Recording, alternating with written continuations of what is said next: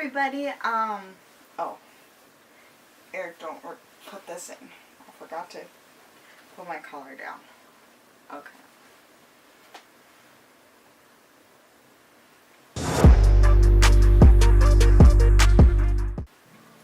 Hi everybody. So today I just want to talk to you about my 5 tips for running an Etsy shop with my husband. So, Eric and I have been in a unique position where we are running an Etsy shop and our own website together, and we've been doing so for about 9 months now, and this was an unexpected change. This happened because Eric's contract ended unexpectedly. I was already going and doing my Etsy shop full time since September, and then it was February, so about like 5 months.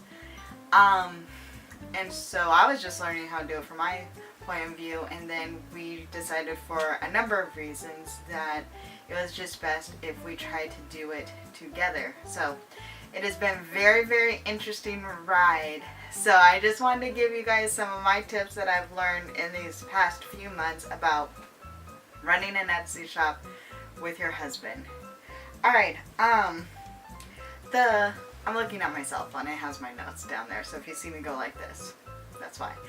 So the first thing that I recommend is for both you and your husband, or whoever you're running it with, is that I think you really need to know why you guys are doing it together, because the why is different than if you're doing it for yourself.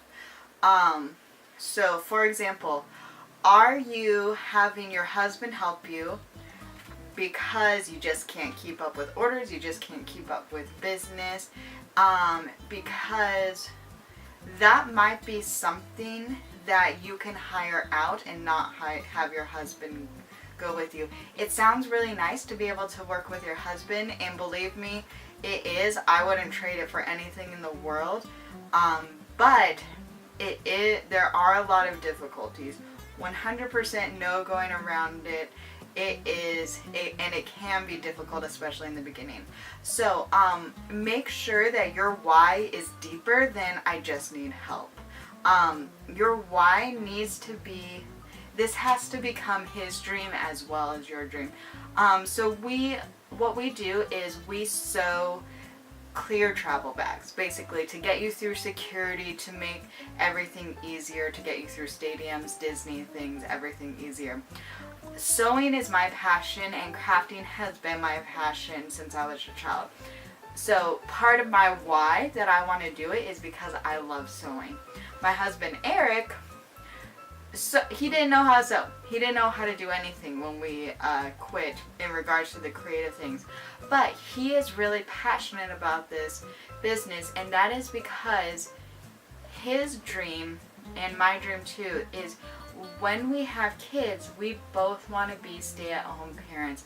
We're really looking forward to whenever or if ever that happens in our lives, and we really want, we understand that children grow up quickly, and we both want to see it, and we both want to be a part of it. And so we really desire that flexibility. And so that is something, a dream that both of us can get behind. So when Eric is learning and he's spending time at the sewing machine, yeah, he doesn't love it. I know he doesn't love it. But it is a means to his dream, and so it is motivating him, and it helps him.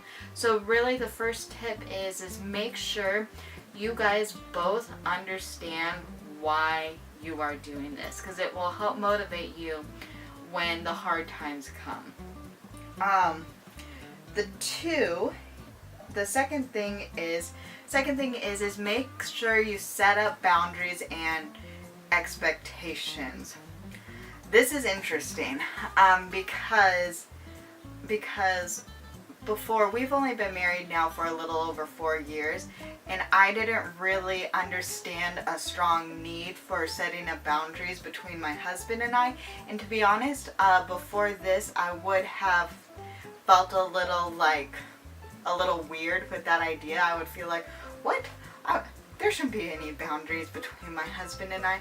But boundaries as in setting limitations and letting him be in charge of certain things and letting me be in charge of certain things. So that was really hard for me because I don't like to delegate. I'm bossy. I just am. There's no going around that. And I'm a control freak, and I like things done. I like things done a certain way.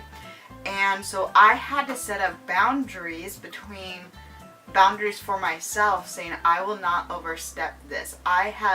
For example, I let him be in charge of shipping. I have had to set up a boundary for myself, saying I need to trust him. And if he is not doing shipping in the exact order, in the exact room, or in the exact place or whatever, that I would do it. It doesn't mean it's wrong. It doesn't mean it's bad. It's just different. And so I had to allow him to be able to do things his own way.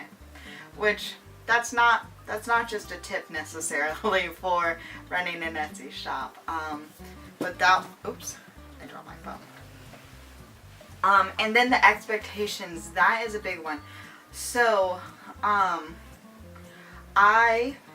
even to this day, I basically spend almost my entire day, and in my free time, I spend all my time sewing, working on the shop, doing those things because I still love sewing. I'm trying to create new products. I'm always thinking about it because crafting is just always what I've been doing. So my expectations in the beginning were Eric would basically do all those things with me. And that's not really healthy for marriage, for us to be constantly working all the time. So we really had to set up expectations, and we had to essentially set up like working hours, where this is when we could expect to like get up, everything like shower, breakfast, all these things need to be ready at this time, and then we will be finished at this time. There is flexibility in that because sometimes, for example, sometimes we like to have our date at Thursday morning at Disneyland, and that does let us have some flexibility in that. But setting up strong expectations will definitely prevent you guys from fighting, or at least it did for us. Okay, so the third tip is make sure that you guys are using each other's strengths and not our weaknesses. So, for example, Eric is really good about doing errands and getting out of the house and doing things like that. I do not leave my house for days, and I'm very happy. I don't like to leave the house very much unless I have to. So Eric will go make post office runs. He likes getting out. He likes doing these things. And then we're working on training Eric for sewing, but that's not always his strength. And so what he's doing is his strength is in computers. He's really, really faster than I am at doing computers. So he will set up a lot of the listings in our Etsy shop or in our small, well, we have Shopify. So Etsy or Shopify website. And so that's really nice because I'm not looking at him saying like, oh, you can't sew these bags, you can't do these things, you're not, like, why are you going so like, I'm saying like, I'm giving him things he can succeed in, and I'm training him up in the other things. And also it's really nice for me because I don't like doing those listings. You know, it takes a long time, but he's getting really good at. So using each other's strengths is my third thing. The fourth part is make sure he understands all parts of the business, including the strategies. So, for example, Instagram.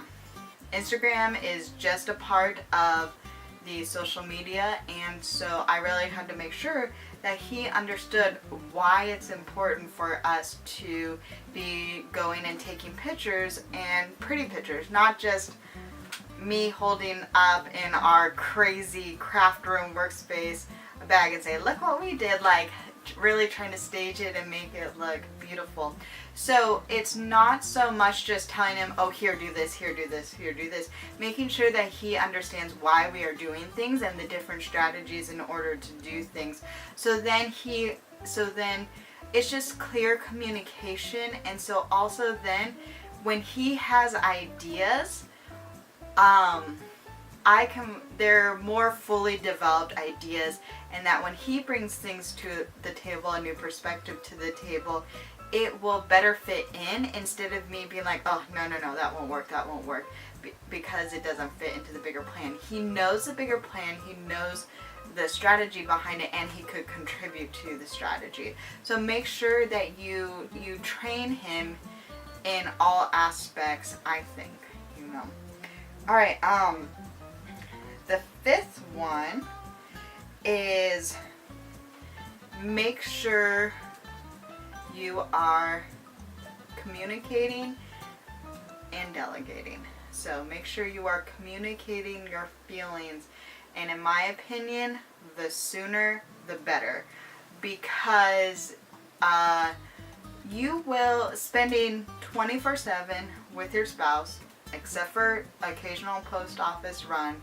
It is different, and it's what we want, we love it, but it's hard to spend so much time with somebody, because you think you know somebody, you're married to them, and then you spend all day every day with them, and you realize there are some different quirks or some different ways of going about and doing things. And so make sure that you are communicating any frustrations, and not only frustrations, but like any growth or any encouragement along the way.